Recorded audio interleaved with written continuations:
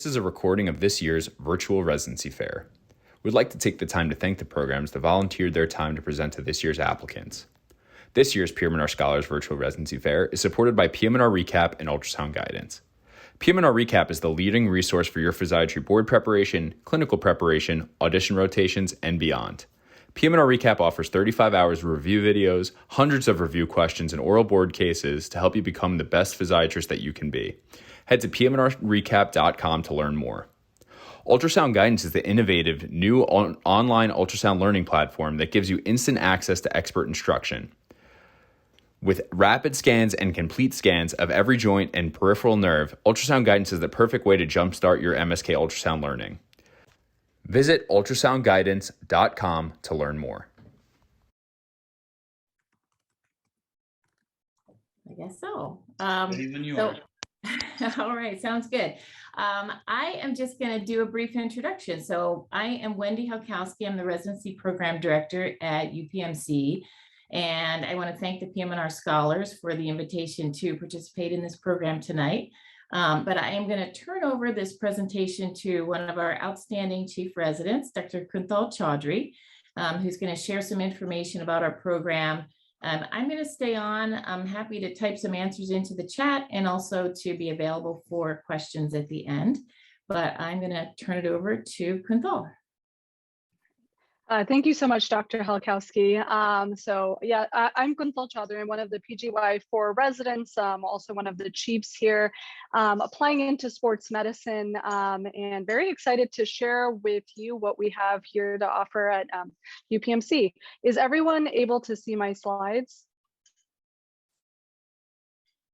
Okay, I'm going to take that as a yes, because I am not able to see anything on my screen otherwise. Quintin, I can see it perfectly. Thank you.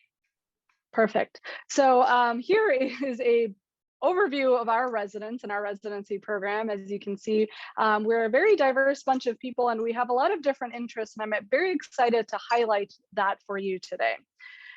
So first things first, not only are we very proud of our residents and the different backgrounds that they bring, we're very proud of our faculty as well. We have a very distinguished faculty with members in the National Academy of Medicine, in leadership positions across AAP, AAPMR, AANEM, and various other organizations who provide us a top-notch education with which many of our residents are able to go off into practice right out of residency without any hesitation, many of them even becoming medical directors as a brand new attending.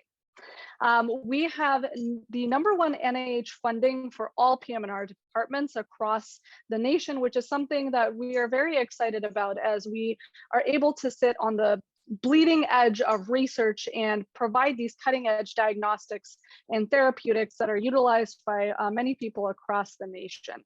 Like I mentioned, we have this leadership in national organizations, which really brings about a very strong network for us to really rely on as residents and use that to not only network ourselves, but find jobs and other opportunities. And most importantly, our faculty is very strongly invested in resident learning, which provides for a very excellent educational experience, which I will get into. So with our education, we have quite a productive residency class with over 30 resident conference presentations a year. We have several residents publishing in esteemed journals, and our faculty publish over 90 peer-reviewed publications per year as well. In addition to this, one of the key highlights of our program is the various tracks in which we allow our diverse residents to distinguish themselves, whether it be excellence in research, excellence in administrative leadership, or even medical education. And I'll talk about that a little later. Residents also hold national leadership positions in various organizations. I myself was able to hold national leadership position in AAP, which was a very fulfilling experience and something that has now carried on within multiple of my junior residents as well. So something that we are very proud of and actively encourage.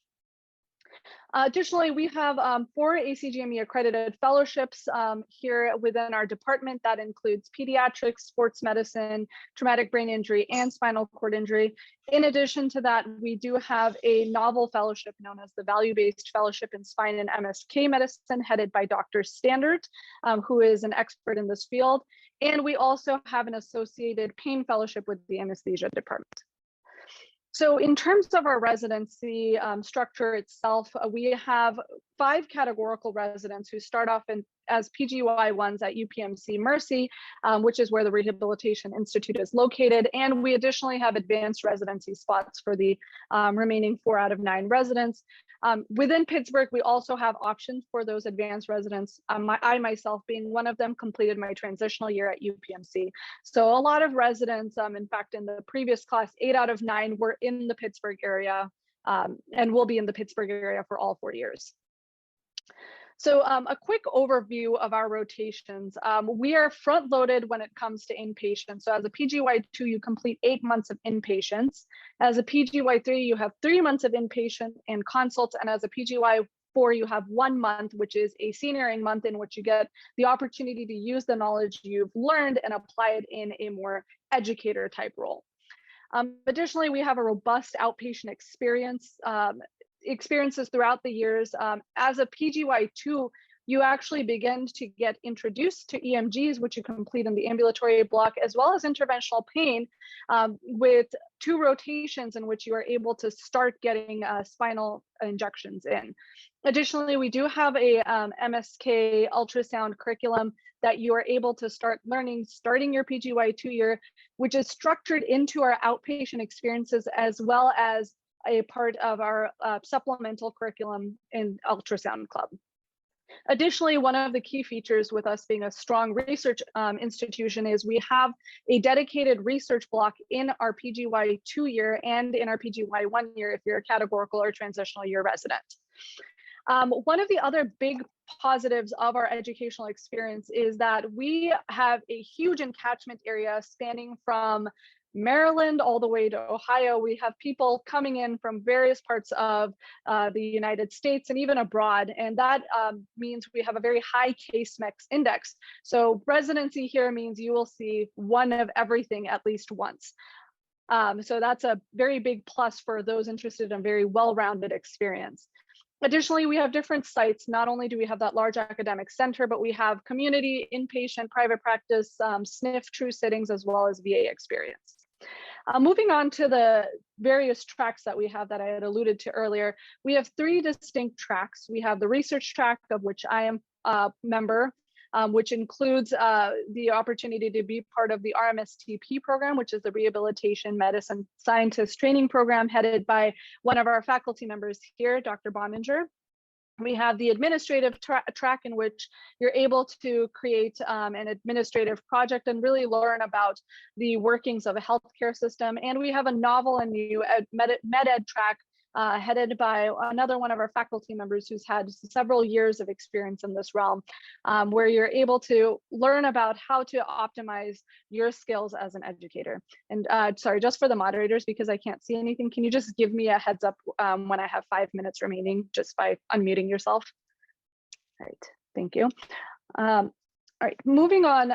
For us here at UPMC, diversity is a huge priority, not only at our program level, we also see involvement of the diversity community in the graduate medical education level. So it's been a very fruitful experience for us to be involved in these initiatives and really expand upon our understanding of these variety of patients that we see. As I mentioned, we get patients from all across the nation. So a big plus for us is really our diversity training that we get here at UPMC.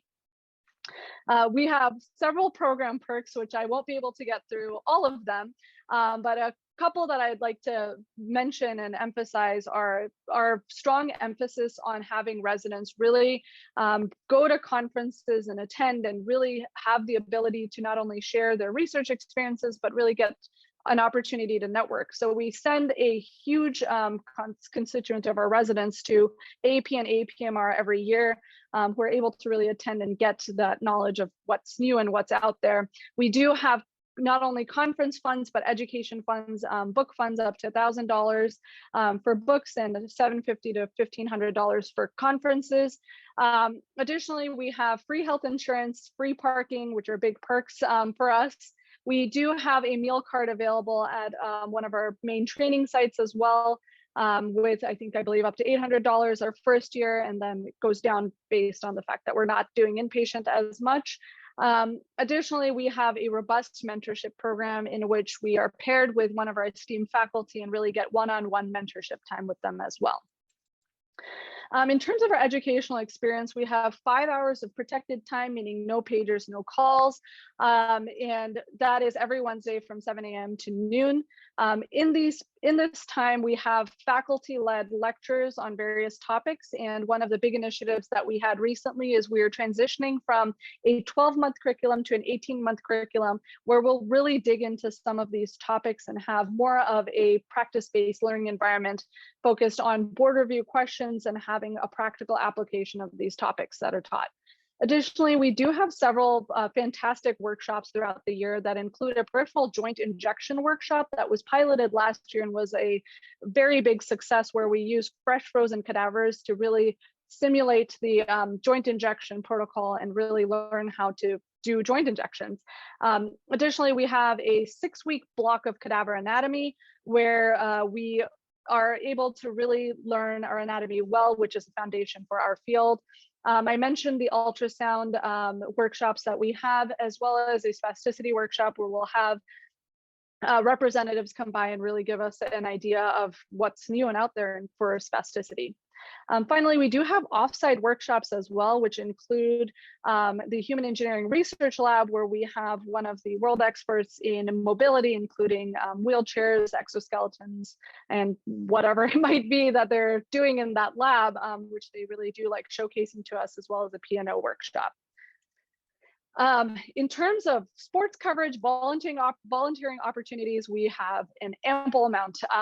We are lucky enough that we do get to do sports coverage with a D1 team, but another big feature for us is that we have a pretty robust adaptive sports community here, and we are really able to work with the adaptive sports community, which is unique to our field, and really get to know how the challenges that they face and the various ways that us as physiatrists can really help them. Finally, we do have a lot of various wellness initiatives. One of the recent wellness initiatives that we had begun is called Verticals, where we actually have our attendings meet us for a happy hour, and we get to know our attendings in normal clothes and really get to hang out with them and chat with them and learn about their lives.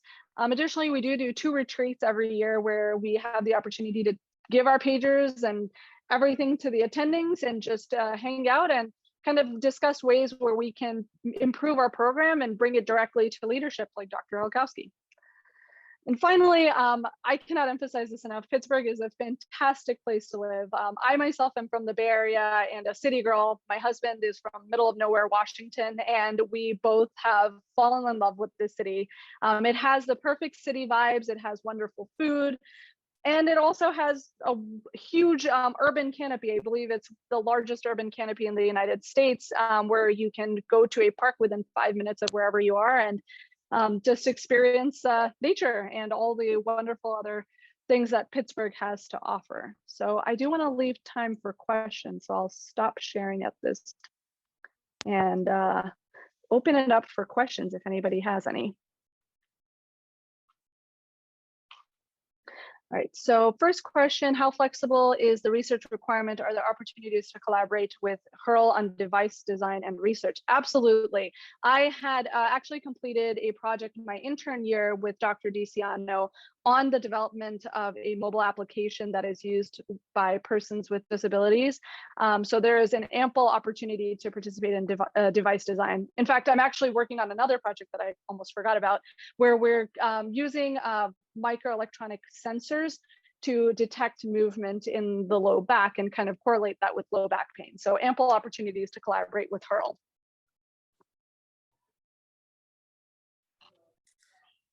And while people are thinking of questions, oh, looks like there's another question. Has your program interviewed or accepted IMGs? And I'm happy to answer that one. Yes, absolutely. We do interview international medical graduates, and we currently have one international medical graduate who is in our program and doing extremely well.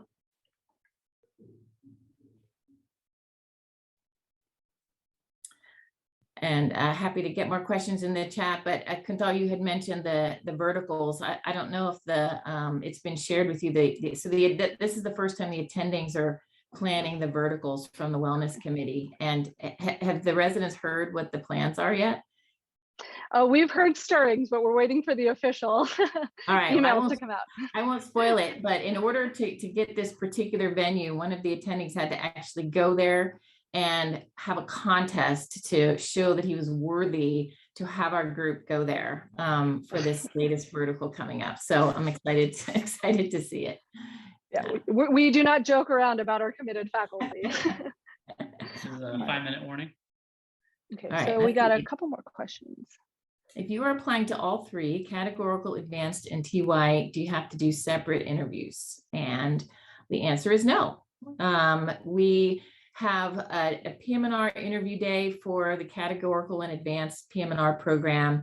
That interview information is also kind of transferred and can be part of the process for the TY program. So you don't have a separate interview, although they do have information sessions that they offer for students so that you can learn about the program and make sure it's the right fit for you for your first year.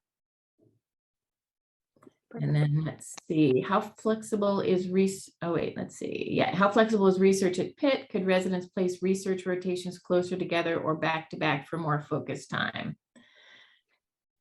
I can take a crack at this. Okay. Yeah, so one of the big things about our research track is we get a dedicated half day every week. So not every month, every week in which we can do our research. And with that, I've been able to successfully do bench research, which I know many of you have done bench research in undergrad.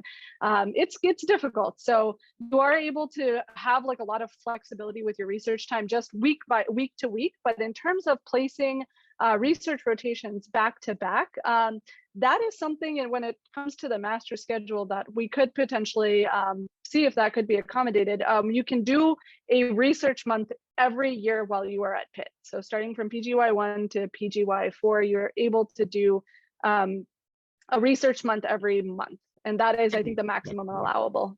Correct me if I'm wrong.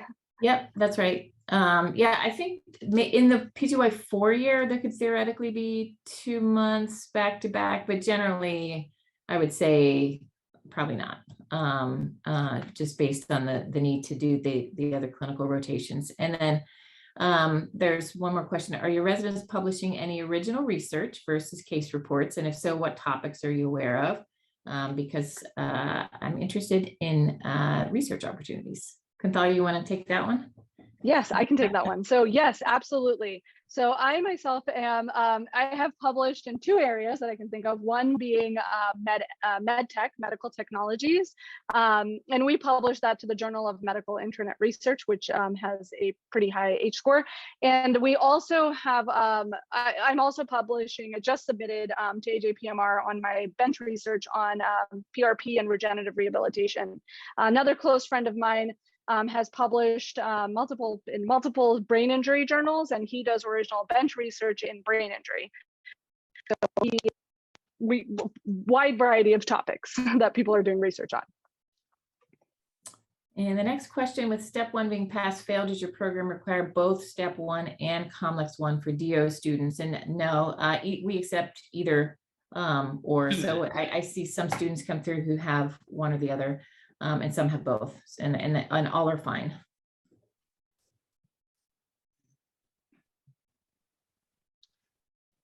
So I think we might be coming close to the end of our time, and I'll drop my email in the chat if you have any other questions. Please feel free to reach out. We can communicate over email, or oftentimes if you email me, I might ask for your phone number and we can chat on the phone. I find that easier. So whatever works, please feel free to reach out. Yeah, and for those of you who are in your 4th year and you're getting ready to apply, and if you're applying to UPMC, look forward to reviewing your application and wish you the best of luck in the match. UPMC, thank you very much for a great presentation.